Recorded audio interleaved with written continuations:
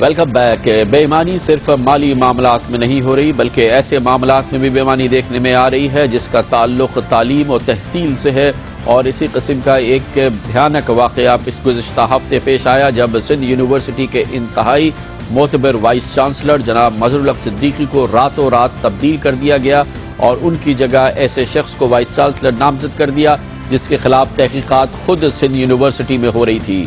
جناب مظہر الحق صدیقی کو سندھ یونیورسٹی کے لیے ایک اثاثہ تصور کیا جا رہا تھا۔ دانشور طبقہ، پڑھا لکھا طبقہ جناب مظہر الحق صدیقی کو ان کے سول سروس کے زمانے سے جانتا ہے، جب ان کی شہرت انتہائی معتبر اور ایماندار شخصیت کی تھی، جس کے بعد سے سندھ یونیورسٹی کے وائس چانسلر کی حیثیت سے انہوں نے سندھ یونیورسٹی میں بے پناہ اور گراں قدر خدمات انجام دی کہ راتوں رات ان کو تبدیل کیا گیا، اور اس سلسلے میں جو حکم نامہ جاری ہوا اس نے تمام لوگوں کو ششدر کر دیا۔ مظہر الحق صدیقی صاحب کے بحیثیت وائس چانسلر ابھی 1.5 سال باقی تھے کہ ان کی جگہ ڈاکٹر نذیر مغل کو وائس چانسلر مقرر کر دیا گیا۔ سندھ سے تعلق رکھنے والے پڑھے لکھے لوگ، دانشور طبقہ اس پر احتجاج کر رہا ہے۔ خاص طور پر think tank Sindh democratic forum نے ایوان صدر سے کیے گئے فیصلے پر شدید تحفظات کا اظہار کرتے ہوئے فیصلے کو ہائر ایجوکیشن کمیشن کے قواعد اور ضوابط کی کھلی خلاف ورزی قرار دی۔ اس سلسلے میں یہ بات بہت اہم ہے کہ نئے وائس چانسلر کی اسامی کے لیے اخبارات میں کوئی تشہیر نہ کی گئی اور حکومت میرٹ کا گلا گھونٹنے کے مستقل عمل میں مصروف نظر آتی ہے۔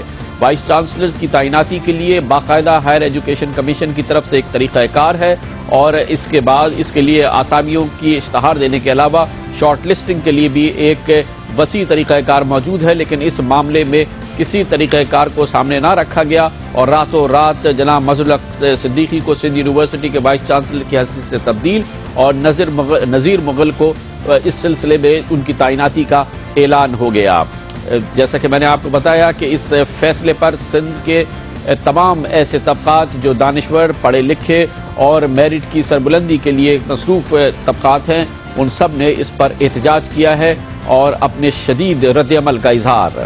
اس معاملے پر بات کرنے کے لیے ہمارے ساتھ موجود ہے سندھ یونیورسٹی کے اچانک سبکدوش ہونے والے معتبر وائس چانسلر جناب مظہر الحق صدیقی۔ بہت شکریہ مظہر الحق صدیقی صاحب، آپ کو کیسے اس تبدیلی کا علم ہوا، کس طریقے سے آپ کو بتایا گیا، اور کیا اس سلسلے میں اس کا کوئی بیک گراؤنڈ بھی چل رہا تھا؟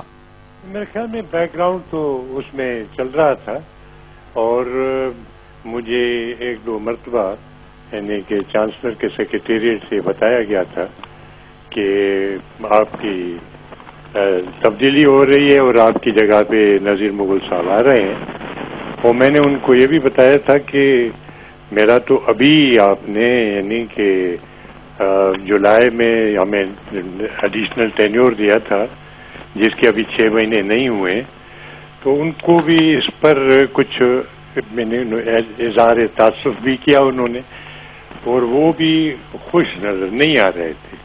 تو یہ ہوا، اور پھر چند دن کے بعد وہ بات اس سلسلے میں نہیں ہوئی، تو میں نے سمجھا کہ شاید نظر ثانی کر دی ہوگی۔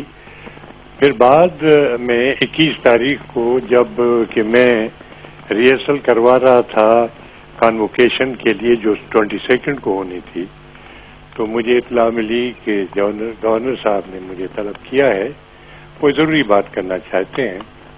مجھے شک ہوا شاید یہ بات بھی ہو سکتی ہے، مگر مجھے یہ یقین نہیں تھا، کیونکہ گورنر صاحب کو پتا تھا کہ میں کانوکیشن میں اس قسم کی ایکٹیویٹیز کے لیے ضرور مصروف ہوں گا، کیونکہ دوسرے دن ہمارا یہ کانوکیشن تھا، تو میں 21 تاریخ کو گیا تھا، اور اس وقت ہمارے ساتھ یعنی کہ ان کے پرنسپل سیکرٹری بھی تھے اور ان کے اسپیشل سیکرٹری بھی تھے، اور چانسلر صاحب خود موجود تھے۔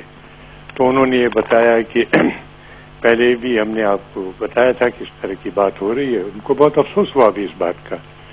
میں نے ان سے کہا تھا کہ اس کے لیے آپ نے مجھے خود کہا تھا، کیونکہ مجھے وہاں پہ سندھ مدرسۃ الاسلام کا ایک بورڈ، سندھ مدرسۃ الاسلام بورڈ ہے، سندھ مدرسہ بورڈ، اس کے چیئرمین کے لیے مجھے ہمارے بہت بزرگ دوست ہیں، انہوں نے کہا تھا کہ آپ کا جیسے ہی ٹینیور ختم ہو تو آپ آ کے اس کی چیئر سنبھالیں، کیونکہ بس گیٹنگ اولڈ۔ تو میں نے کیونکہ یہ تعلیم کا کام ہے تو میں نے کہا تھا میں ضرور آؤں گا۔ پھر جب یہ بات ہوئی چانسلر صاحب نے ہمیں انڈیکیٹ کیا تھا کہ میں پارٹیسپیٹ کروں، اس میں جو سلیکشن پروسیجر ہے جس کو کہتے ہیں سرچ کمیٹی، تو میں نے پارٹیسپیٹ کیا تھا. وہ اس کے بعد گورنر صاحب نے، ان کی مہربانی تھی کہ انہوں نے اس 6 آدمیوں کے نام میں سے ایک مجھے سلیکٹ کر کے یہ ٹینیور دیا تھا 4 سال کا. تو انہوں نے بتایا کہ یہ سچویشن ہے اور یہ مجبور ہیں، وہ بہت پریشر کے تحت ہیں. آپ کے علم میں یہ بات لائی گئی کہ گورنر صاحب جو چانسلر ہیں ان کو اس سلسلے میں ایک باقاعدہ حکم نامہ موصول ہوا تھا کہ آپ کو تبدیل کر کے نذیر مغل کو وائس چانسلر بنا دیا جائے؟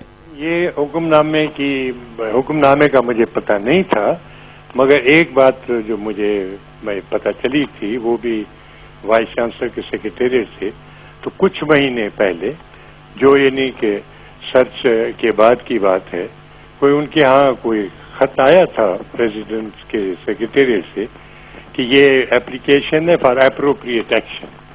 تو اپروپریٹ ایکشن سے نارملی بیوروکریٹک ٹرمز میں سمجھتے ہیں کہ ان کو دیکھا جائے گا. یہ ہوگا کہ انہوں نے بھی میرے خیال میں اس وجہ سے وہ سنجید کے اوپر پہ غور نہیں کیا تھا، مگر کوئی حکم نامہ تو میرے علم میں نہیں تھا. وہ آج تک بھی مجھے یہ بتایا نہیں گیا ہے کہ کوئی اس چیز کے علاوہ جس کا میں نے ابھی آپ سے ذکر کیا کہ کوئی حکم نامہ. بہت بہت شکریہ. جناب مظہر الحق صدیقی بتا رہے تھے کہ ان کی سبکدوشی کیسے ہوئی، کب اور کیا ہوا.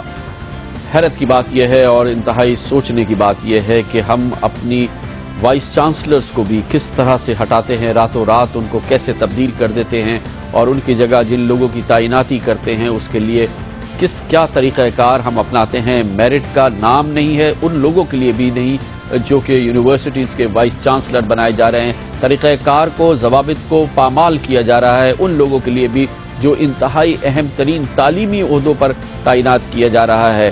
یہی ہے وہ غضب کرپشن کی عجب کہانی جو ہم آپ کو مسلسل سناتے رہیں گے، چاہے وہ مالی کرپشن ہو، چاہے وہ میرٹ کا کرپشن ہو، چاہے وہ گورننس کا کرپشن ہو. اس کے لیے آپ ہمارا یہ پروگرام دیکھتے رہیے گا. ہمارا آج کا پروگرام اختتام پذیر ہوتا ہے.